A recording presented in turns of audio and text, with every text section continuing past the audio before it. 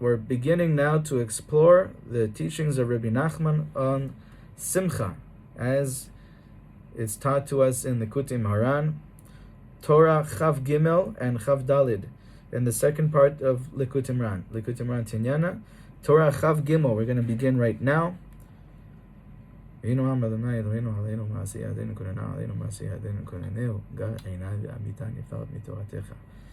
Hashem help us and bless us to really channel the light, the inspiration, and the advice of the tzaddik that is in these holy words.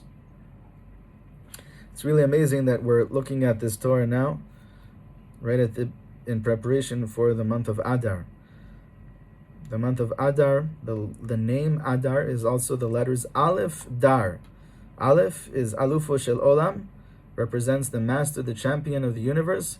Dar, to dwell among us, dwelling within us, making ourselves a dwelling place for the Shekhinah, for the light of Hashem.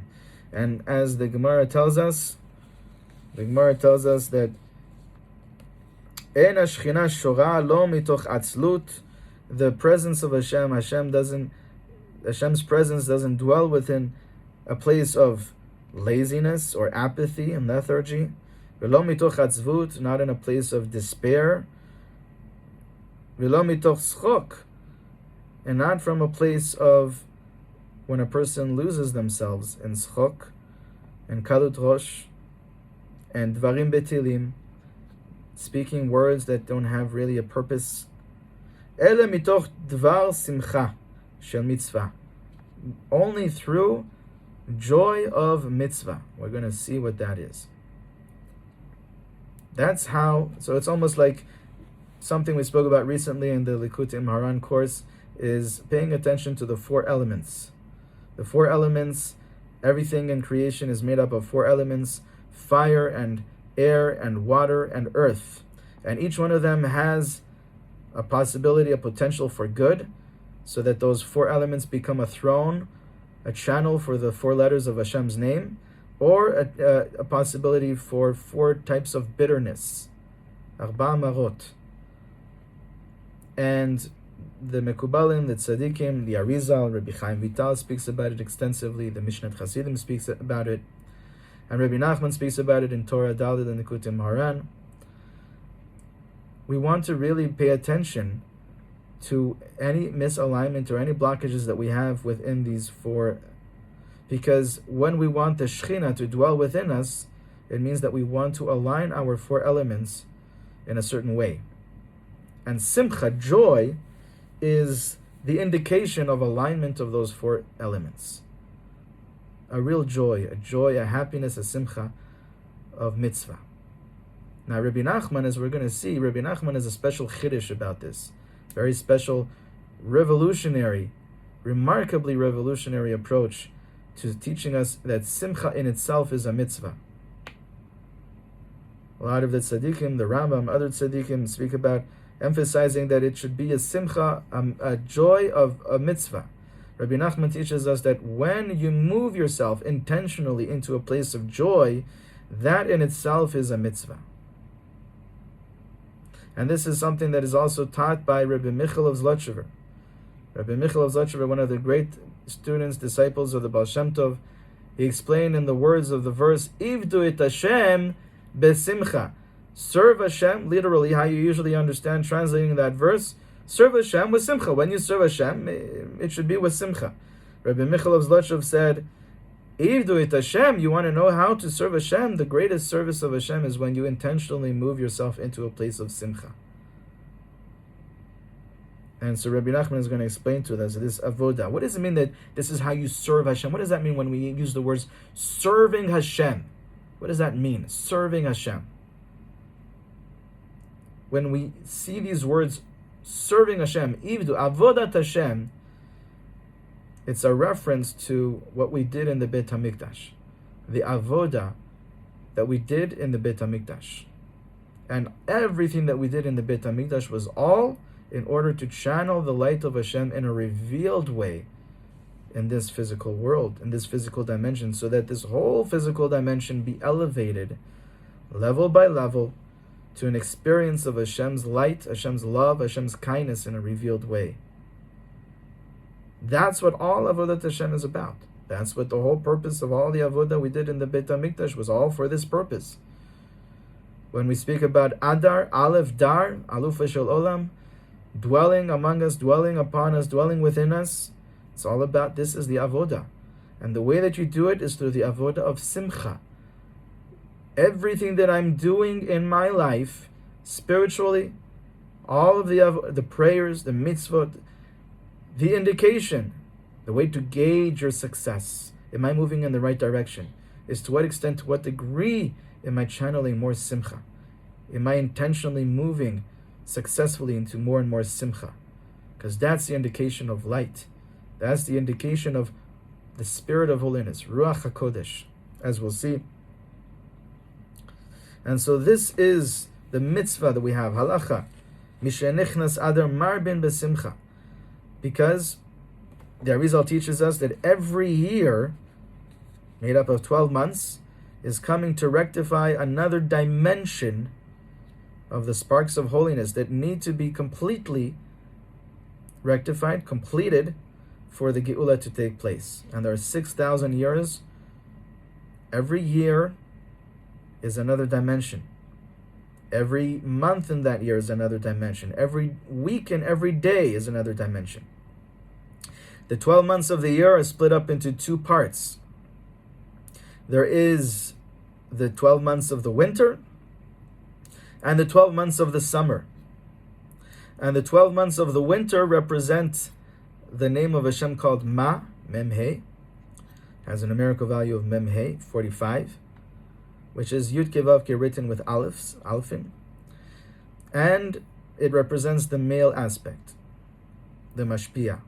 Whereas the 6 months of the summer represents the name Ben, 52, Yud Kevavke written down with Heihin, with Hays. And that represents the female aspect. So the female aspect, the 6 months of the summer, receive its rectification from the 6 months of the winter, from the male aspect. In fact, in the Kabbalah, we understand that the rectification of the world, just as it was in the world that preceded this world, the world that preceded the world of Atzilut, the world of Tohu, the world of chaos, what rectified it into a world of Atzilut, into a world of Tikkun, was through the name Ma, the name Yud Kevavke of Alfin, which is the 6 months represented in the 6 months of winter. So the 6 months of winter are basically the foundation of the whole year, because this is going to influence the 6 months of summer. The rectification of the next 6 months of the year is found here. And so when we go through this process in the month of Adar and Nisan, we are basically channeling the light of these months so that the whole next 6 months will be elevated to that extent, to that degree.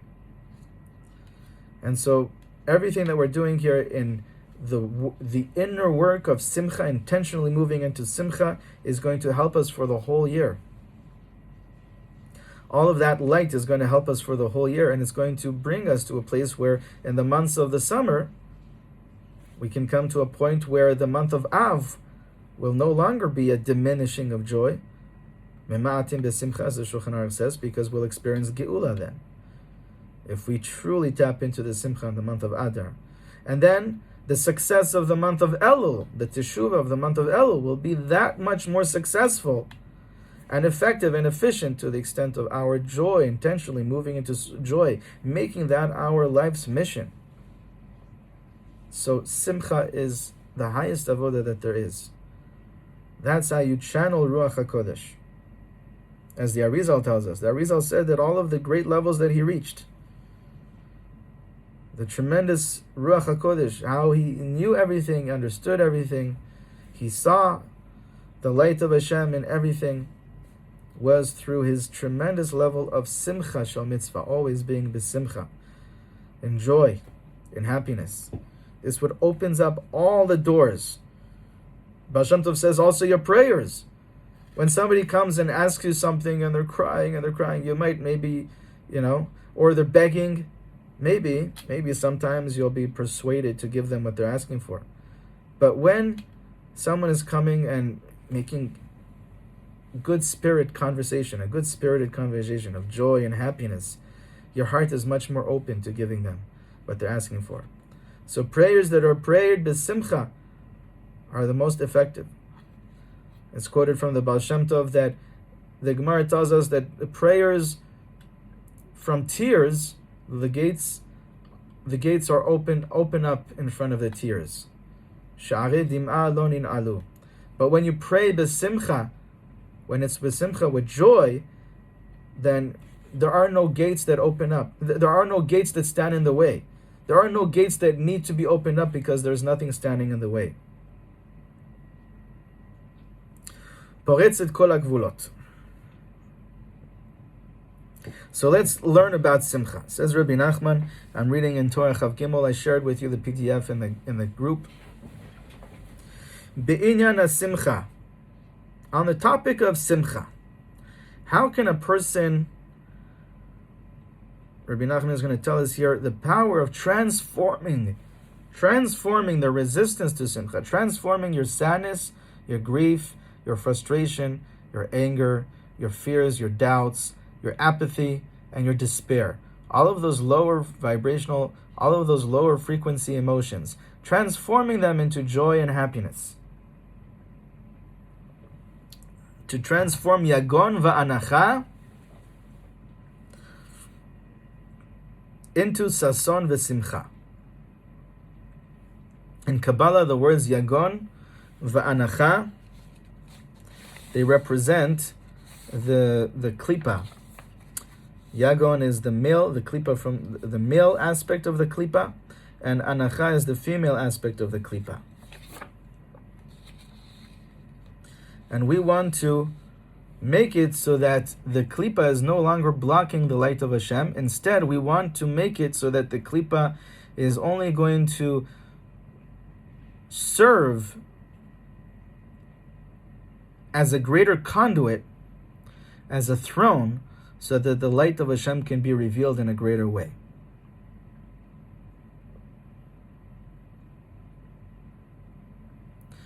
Yagon v'anacha means the sorrow and the moaning. Sorrow and moaning. We want to transform that into happiness and joy. Sason v'simcha. So, on this topic, Rabbi Nachman he starts off this Torah with a mashal, a metaphor, so that you understand the avodah of simcha. I'm going to give you the mashal, and then I'm going to explain to you the framework. And you're going to see how this is the framework of the Baal Shem Tov, the framework of all of Kabbalah is in this one analogy, in this one mashal, in this metaphor.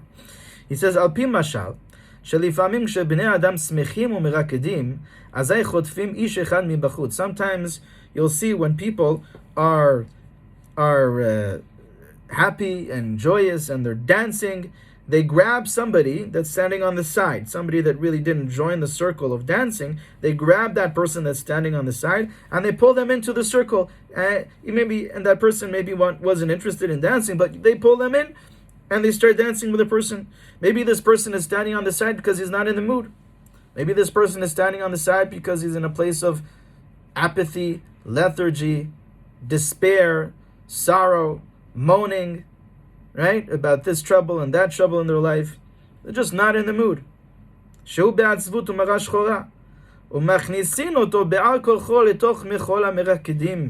And they pull him into the circle of dance against his will. Initially, it's against his will. He doesn't want to.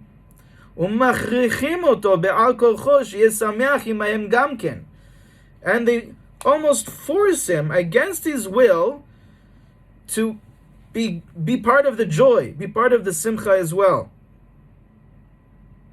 Says Rabbi Nachman, you want to apply this metaphor to simcha, to joy. Meaning, take that metaphor and imagine that all of that we just described is going on within yourself. We have different parts within ourselves. We have parts of ourselves that are naturally more prone to joy and happiness, to simcha, and we have parts within ourselves that are resisting the joy and the happiness. Rabbi Nachman tells us the importance of moving intentionally into joy as the greatest avodah, because The body of a person, the physical body of a person, this temporary existence, the mind body that we have, was injected with the venom of the primordial serpent. And that venom is the heaviness, that heaviness of the body. And that heaviness of the body, how do you describe it? It's the resistance to joy and happiness.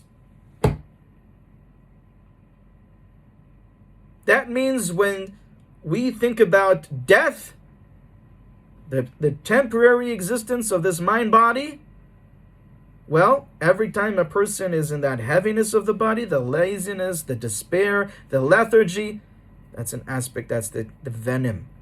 That's an aspect of that venom, of that death. And we want to keep on moving into life.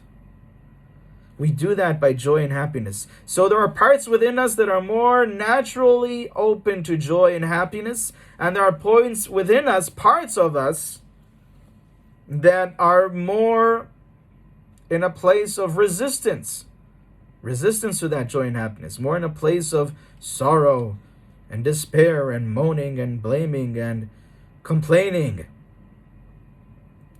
And what we want to do is get to a place where we can move all the parts within us into one Malchut Shamayim, one kingdom of Hashem.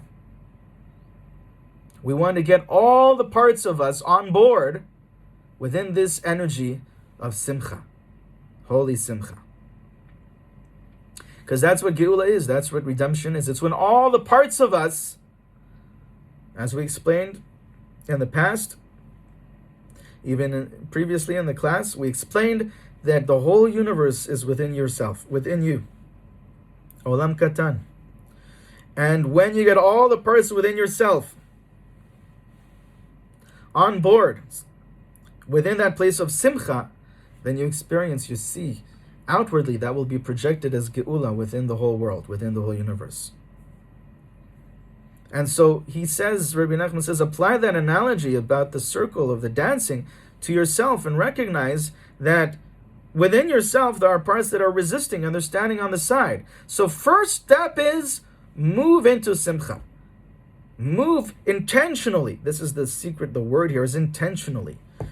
People think, well, I'll get into joy and happiness when I feel it. No. The whole point here is to intentionally move into joy and happiness at all times, as much as you can. It's in your hands. When you think I'm a victim and I have to, I have to be in a place of reacting joyfully to things that's not. No. The point is to intentionally move into joy and happiness. That's the avodah. That's how you're channeling the light of Hashem into the world, into your world. And so the first step is move into joy and happiness. Intentionally start dancing.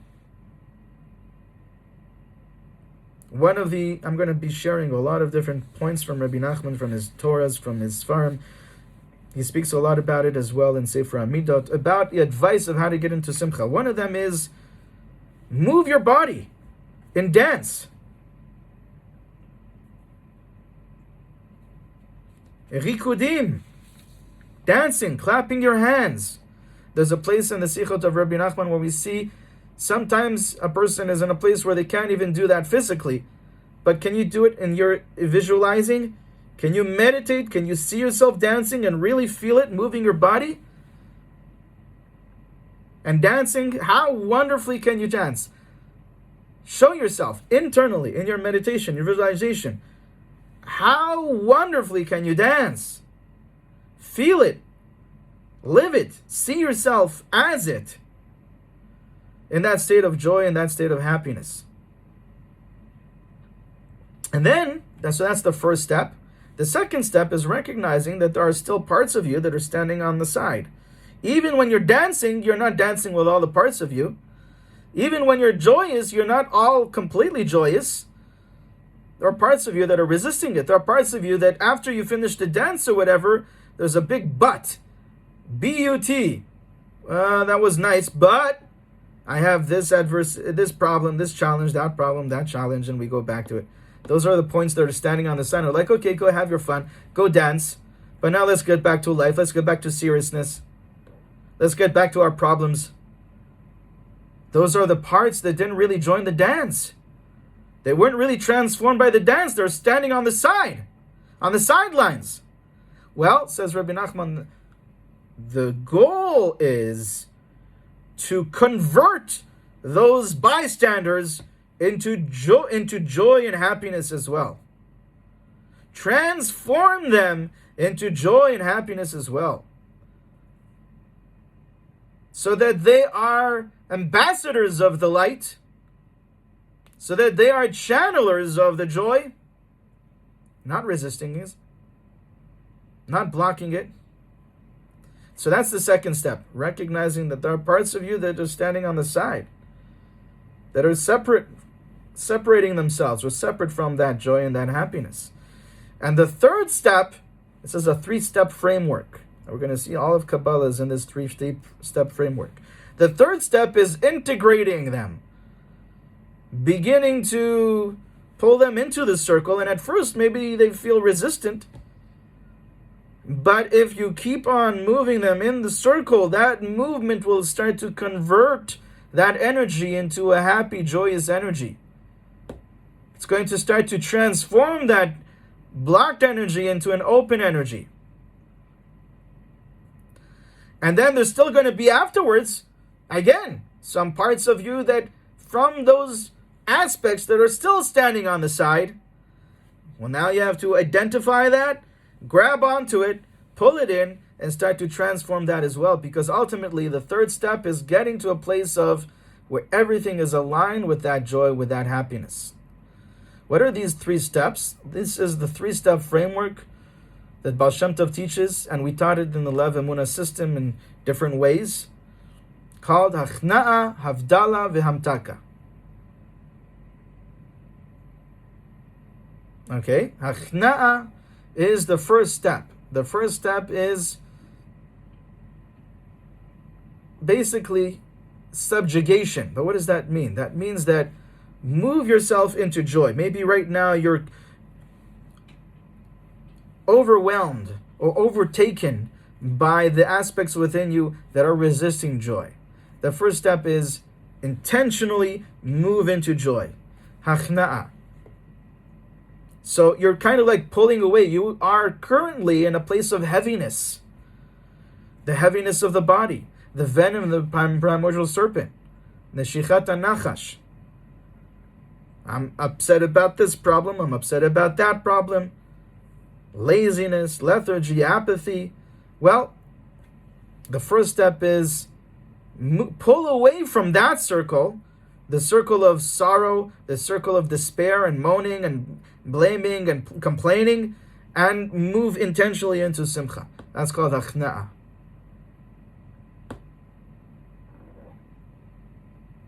The second step is havdalah. Separation. Separating, recognizing between the good, that which is aligned, and that which is misaligned. And that's when you start to see that, okay, I'm moving in this circle, but look at all those aspects within myself that are standing on the side, that are just waiting for me to stop my little dance to remind me of all my problems. And that's called havdalah. So now you recognize it. Oh, well, yeah, there's parts of me that are not included in the circle here that are kind of resisting it. Look, they're standing over there, standing over there. The third step is hamtakah, sweetening.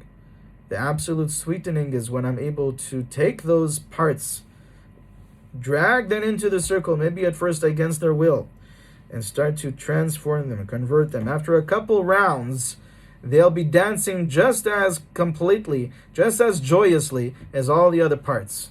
And all the other parts will be in one circle. In fact, it says that, and we'll see this in Torah Chavdalit, Rabbi Nachman speaks about how in the time of Mashiach, Le'ati Lavo, and then in the next world, there's going to be a great big circle of dance. And Hashem is going to lead that. And everyone is going to be pointing to Hashem at the center. Ze Hashem kivinu lo. This is Hashem who we have been aligning with, who we've been hoping for.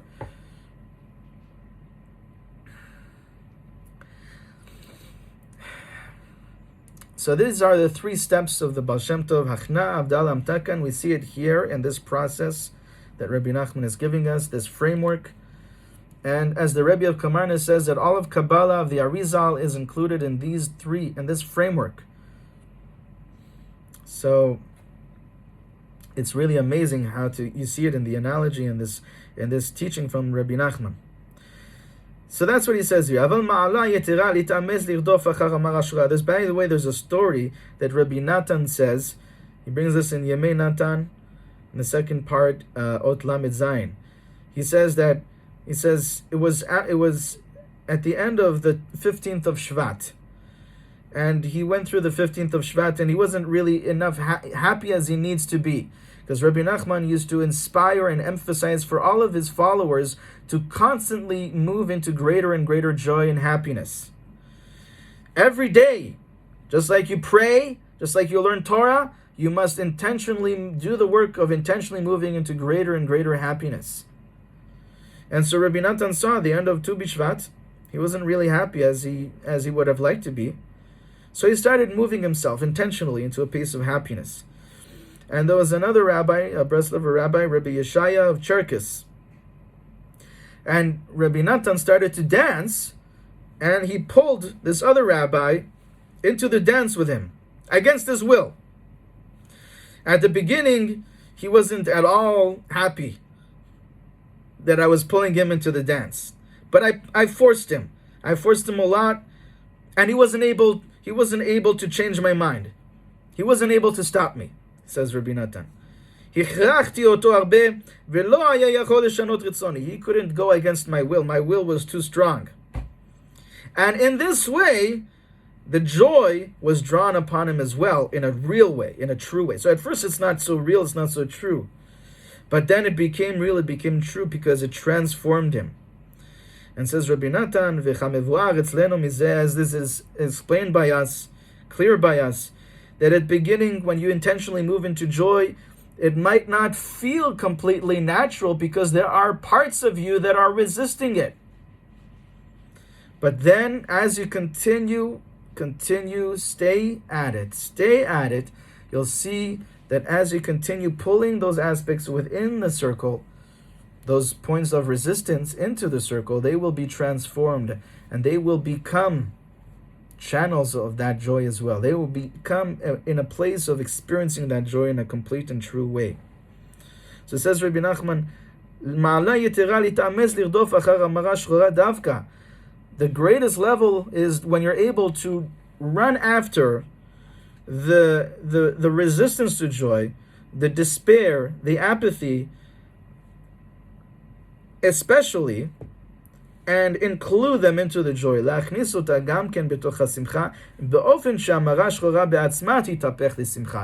a way that the mara shchora, the black bitterness, what does that mean, the black bitterness? The black bitterness is when the element of afar, of earth,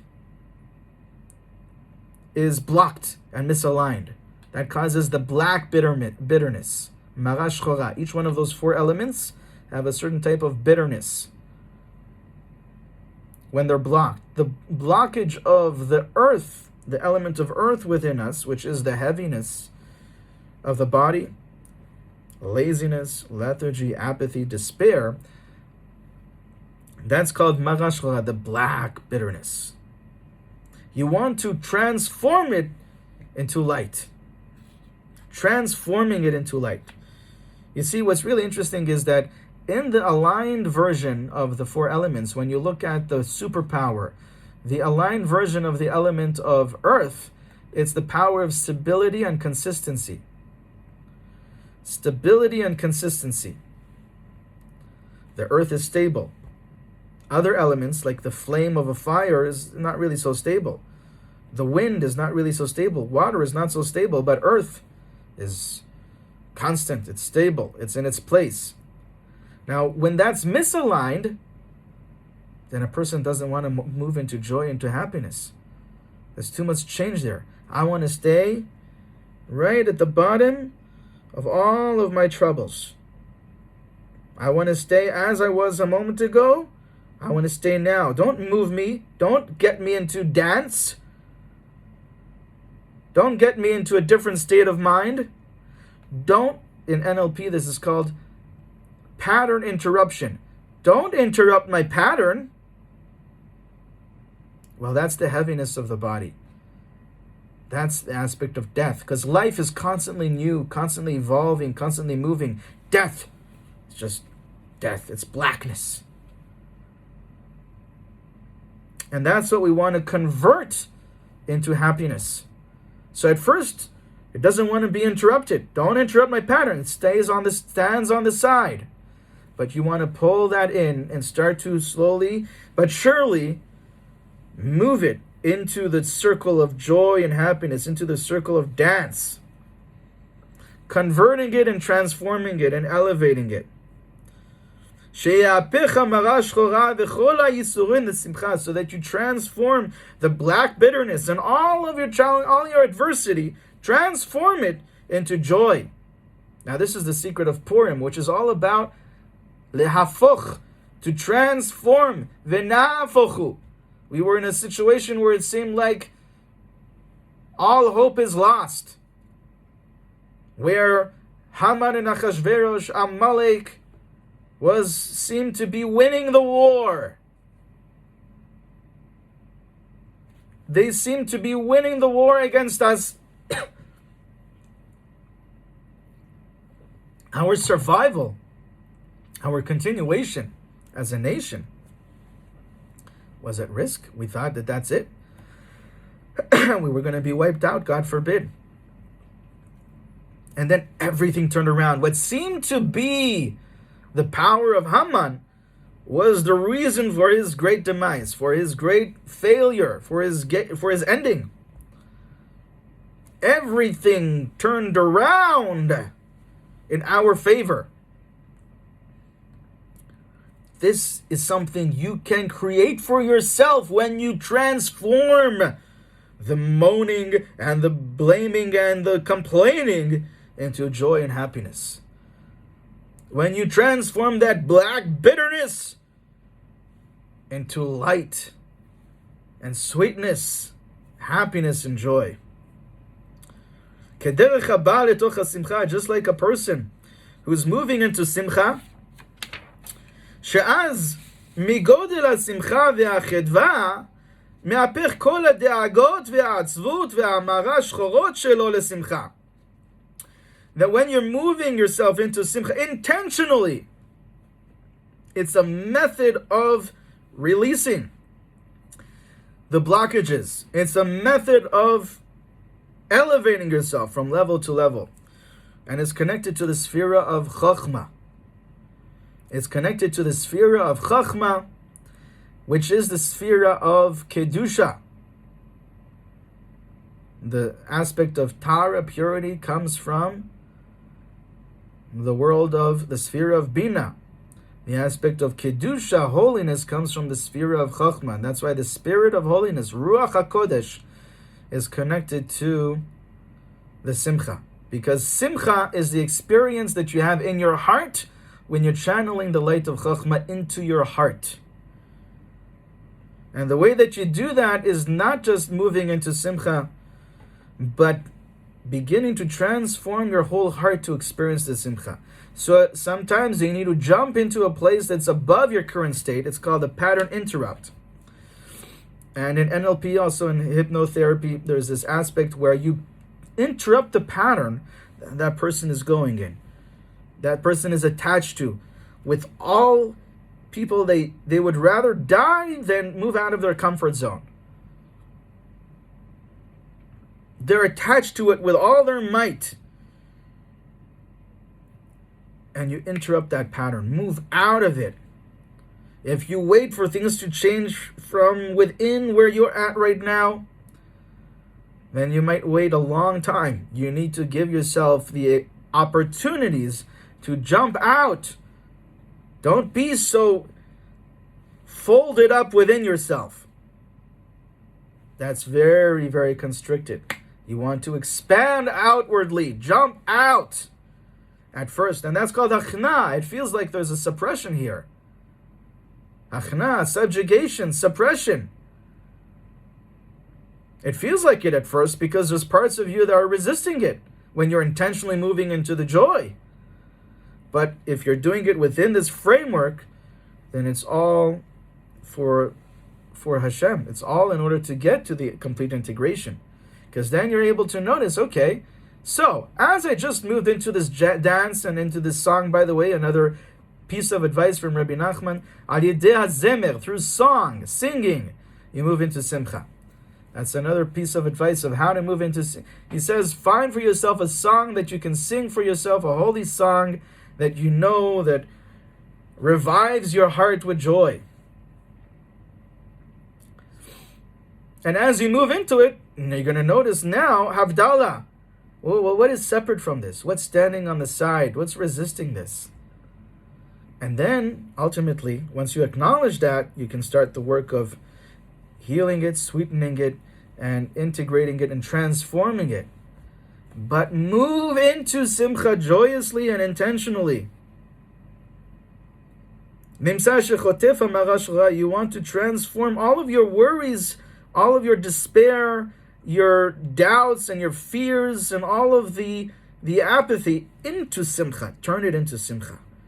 Just like when a person, so much they move into simcha that because of the great joy and happiness, they're transforming all of those other parts into the joy and the happiness. Like you pull the person into the circle, at first they're dragging themselves a couple of steps.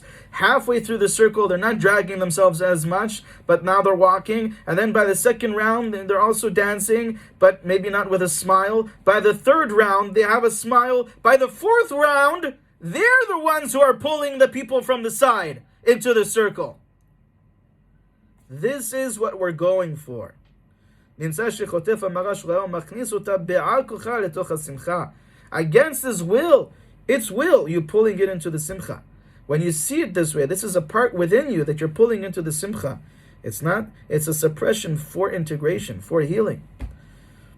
It's temporary suppression, but intentionally moving into simcha so that you can heal it and transform it.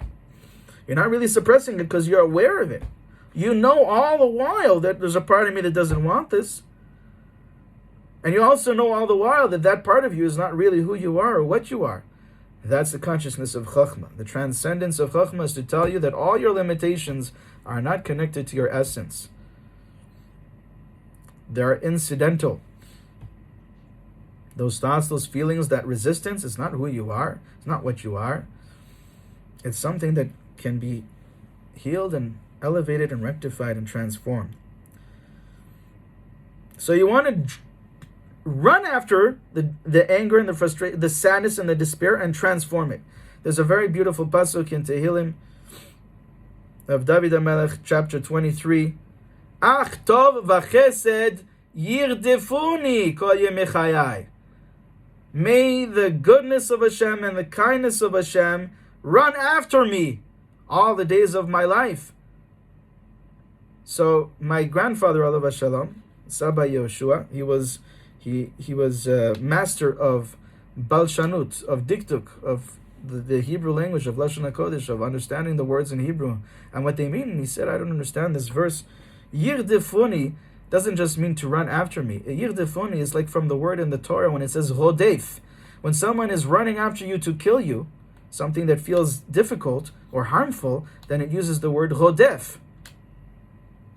And yet, in this verse, David HaMelech is saying, the kindness and the goodness of Hashem will run after me, and uses the word rodef, yirdefuni, as if it's something that's against my will.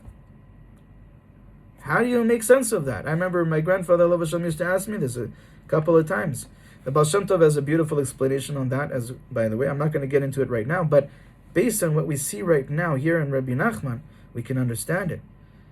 What we want is that the goodness and the kindness, which is your essence, to forcefully sometimes, intentionally, and sometimes it needs to be forcefully, run after the parts of resistance and include them in the circle, to transform them. And in doing that, what do you open up to? Kol yemei chayai. You open up to the chiyut, the vitality, the godly vitality. That's what's channeled through simcha. That's the sphere of Chokhmah. Chokhmah is a sphere where all chayut, vitality, chayim, is drawn from. And so simcha is the experience in your heart when it's channeling the light of Chokhmah. When you're able to move that, at first maybe you don't feel it, right? At first there needs to be a pattern interrupt. When you create an interruption of the pattern, the subconscious mind is waiting, is open for another pattern. It's almost as if you take out, you take out a CD. When we had CD players, remember? A couple years ago only. You take out one CD, well now it's open and you need to put in another one. Your subconscious mind, as when you interrupt the pattern, it's waiting. It's open for a new pattern. And so that's the first step. Pattern interrupt. Intentionally move into simcha and joy. And then, when you give it that simcha and that joy, now there's parts that maybe are not completely integrated. You're aware of that, and you start to transform them as well. Include them as well. Interrupt those patterns as well and start to transform them into simcha. You're kind of like taking something that's moving in one direction and you're starting to turn it in a different direction, and you keep on turning it in that right direction, in that happy direction, in that happy movement, until it becomes natural, until that's the movement of it. וזה בחינת ששון ושמחה ישיגו ונסו יגון ואנחה. And this is the meaning. This is the aspect of what it means in the verse, what it means in the pasuk, that says, happiness and joy will overtake, while sorrow and mourning are fleeing. What does that mean, that they are fleeing? They're running away. What does that mean? They're running away. Oh my gosh, don't change me so much. Don't get me to dance. I'm not in the mood. They're running away. They're fleeing from the happiness. In the time of joy and happiness, that sorrow and that despair stands on the side. You need to run after it. Even, why is it called rodef? Because it's against their will. Sometimes there's parts of us that are resistance the goodness and the kindness of Hashem. It's those same parts of us that are resisting the happiness. You have to run after it, against His will. Ulhasigam, catch it. Ulhagiam, reach it. Leachnis otam davka letoch simcha, because that's the highest level, that's the highest tikkun, rectification of simcha, is to include those aspects within the joy and the happiness. V'zeu sason v'simcha yasigu. That's what it means, that the happiness and joy will overtake the sorrow and the despair, will catch up to it, catch it and pull it into the circle. The joy and the happiness will catch it and grab that moaning and that sorrow and pull it in. To include them, to pull them in, even against their will at first. Why? Says Rabbi Nachman, because this sorrow and this moaning and the despair is, he says, it's the embodiment, it's the aspect of the other side, of the klipa. And they don't want to. They're resisting being a throne for holiness. They block life. They hate life. Don't know. Too much life. Too much light. I don't like too much light, too much life. No. They're resisting the life energy within you. They're resisting the vitality. They're resisting the light. They're resisting Hashem. They don't want to be a throne for the holiness. Therefore they're running away. They're standing on the side. They don't want to be included in that kingdom of Hashem, that malchut of Hashem, that geula. They want suffering, more adversity. They want to just wallow in just sink in misery, in their misery. Therefore they run away from the joy. Therefore you have to force it into holiness. What's the holiness? Within the joy. Even against their will at first, And then that will lead to their transformation, as we said, through the 3-step framework of Hachna'ah, havdalah, hamtakah. And so practically speaking, what we want every day is to take some time to intentionally move ourselves into greater and greater levels of simcha. Through dance is a wonderful way. Through song is a wonderful way. Making some jokes that are intentionally in order to move into simcha. Taking yourself a little bit lighter. Moving outside of your problems, outside of yourself. Don't be so mekupal. Don't be so folded up within yourself. Expand. Transcend. That's the aspect of simcha. Of chokhmah, the sphere of chokhmah. And then, as you begin to channel that transcendence within your heart, you'll experience that simcha, that joy opening up that much more. Because at first it's an inspiration. It's like a lightning bolt. It's a vision almost outside of you. And you start to channel it, so then your heart begins to understand, oh, I understand what this joy feels like. I understand what this joy means. That's where the sweetening is being experienced. That's the integration that's taking place. And that's the ultimate turning all parts of myself to become a throne for the Malchut of Hashem, for the kingdom of Hashem. David HaMelech was very, very joyous, full of joy, full of happiness, and in this way he elevated the Malchut. David HaMelech danced and sang, and he sang to Hashem, and he danced to Hashem, with all confidence. And in this way he elevated the Malchut. David HaMelech sang songs to Hashem, Anoten Zemirot Balayla. And in this way he elevated the Malchut, the kingdom. And that's why David HaMelech is the Mashiach, Mashiach ben David. And so this is something that each and every one of us can begin to practice in our own lives, to experience the light of Mashiach, to experience that holy transformation, that holy Geula, that redemption. And that's going to open up miracles for you like never before. In fact, simcha is the ultimate. It's the end of the formula that we teach in kosher manifesting and Lev Emunah, is this aspect of simcha. And we want to include that in all of the avodat Hashem. And also know that simcha in itself, intentionally moving into simcha itself, is the greatest way of serving Hashem.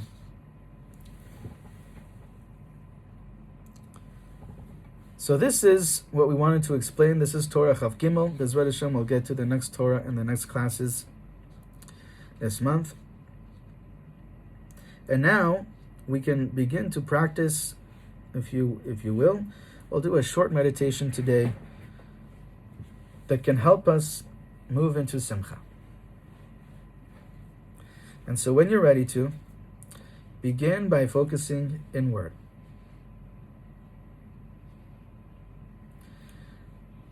And just notice your energy right now. Notice your state of mind. Notice your breathing.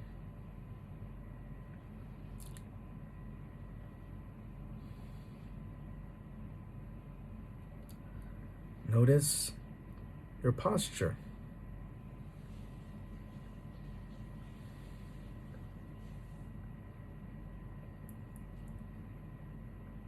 And notice for a moment, begin to focus on whatever parts of you are right now inspired to move into simcha intentionally.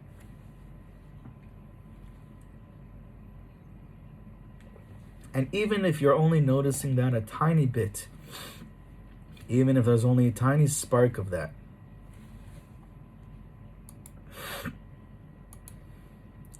notice it and let it be. And also notice whatever parts of you are currently not really in the mood of getting into simcha. Notice the parts of you that don't want to be interrupted from being so much into itself, into its misery, into its sadness. Notice those parts of you that are resisting that change. Notice the heaviness that feels comfortable being heavy.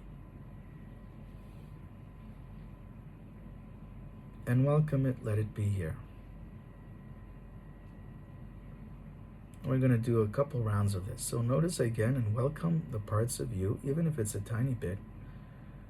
It feels open to moving into simcha right now.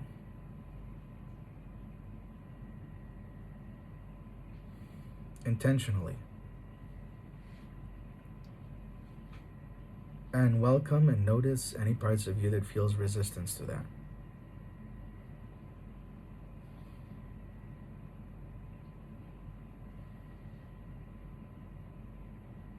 Notice any parts of you that are ready and open to move into simcha.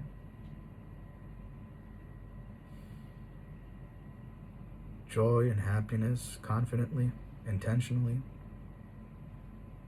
And notice the parts within you that are still resistant, if any, in any way.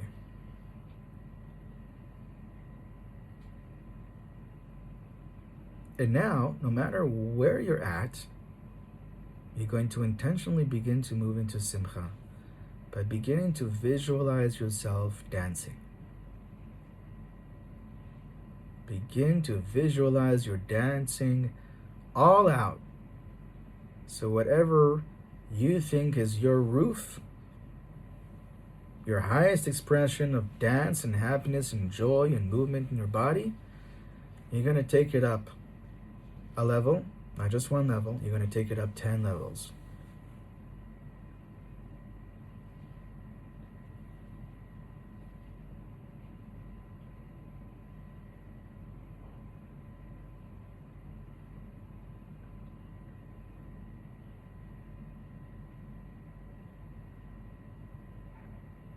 And begin to dance as if you're dancing in a circle.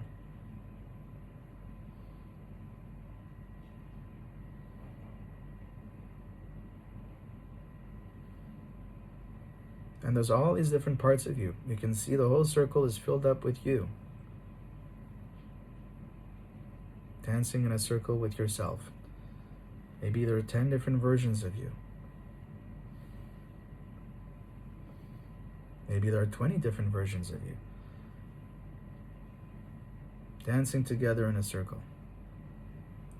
And you're the leader, though. You're showing everyone how to dance. And you're going all out. We're taking it 10 levels more and greater than you've ever taken it before.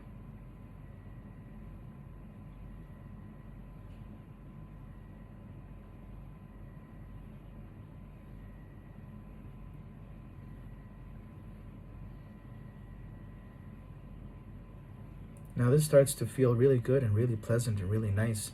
You might even start to feel motivated to just get up and start dancing. And you can do that sometimes, whenever you like. But for the next step of this meditation, begin to notice that there are versions of you that are sitting on the sides. Maybe you can see those versions of you as you're moving by in your circle of dancing, sitting on the side, looking down. You see it, that version of you, sad, despair. And first let it be. Let it sit there in sadness and despair and just keep on moving in that circle. As much happiness and joy as possible. But the next time you move and you come around and you see that version of you or some of those versions of you sitting there, I want you to pull it up and pull it in.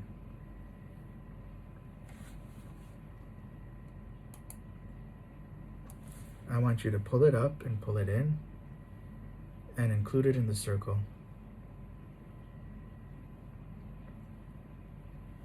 Feel the resistance there. Feel the reluctance, feel the resistance, and keep on moving and dance and holding their hands, shaking them into more and more joy and happiness as you move around the circle. Another time, begin to notice how it gets more and more joyous, transforming into this energy of more and more happiness.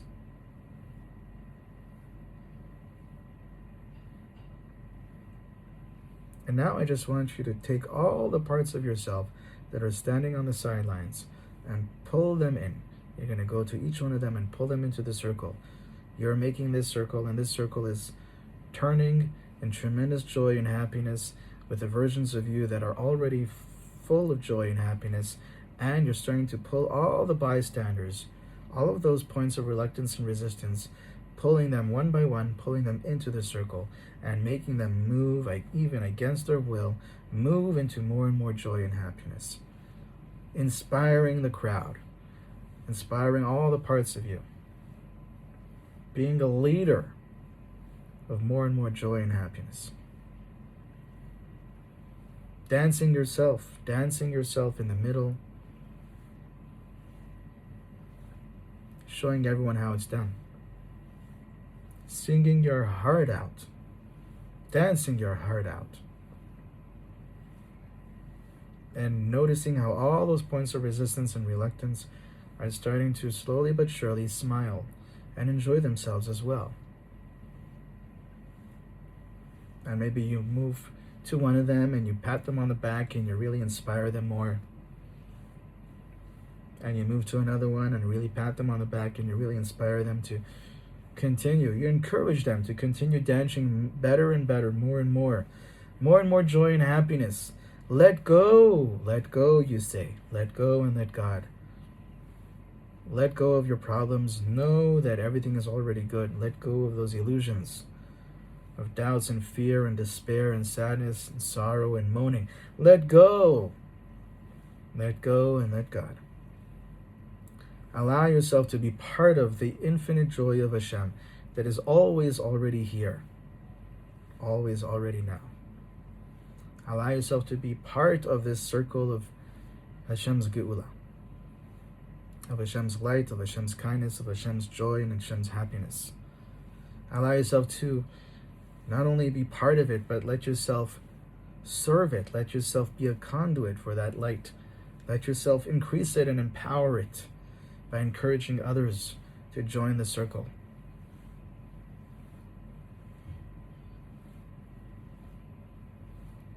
Feel the rhythm in every step. Feel the joy in every movement.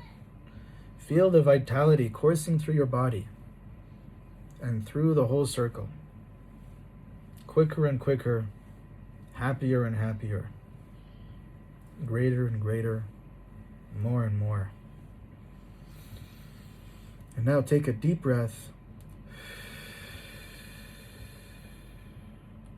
and let it out. And all of this was just a preparation for you to practice this in person. Later on today, at a set time, I want you to take a set time every day to practice this, intentionally moving into simcha. Review this meditation and move into it. This is just rehearsing yourself so that you can get into greater and greater simcha more and more of the time. And so while allowing yourself to remain in this peaceful, pleasant state, you, with an intention of practicing it and applying it and actualizing it later on at a set time, you can gradually allow your awareness to take a more outward focus. As you count yourself back up from 5 to 4, feeling surrounded and supported by this light. From 4 to 3, feeling inspired and empowered by the light. From 3 to 2, feeling healthier and happier, more focused, and more energized. From 2 to 1, feeling more comfortable, opening up your eyes when you're ready to. Now. Okay, everyone, wishing you a wonderful Shabbat Shalom and Chodesh Tov and bracha and atzlacha and everything. Simcha v'nachat ve'yeshua gedola b'chol am Yisrael. Amen. Ken yiratzon.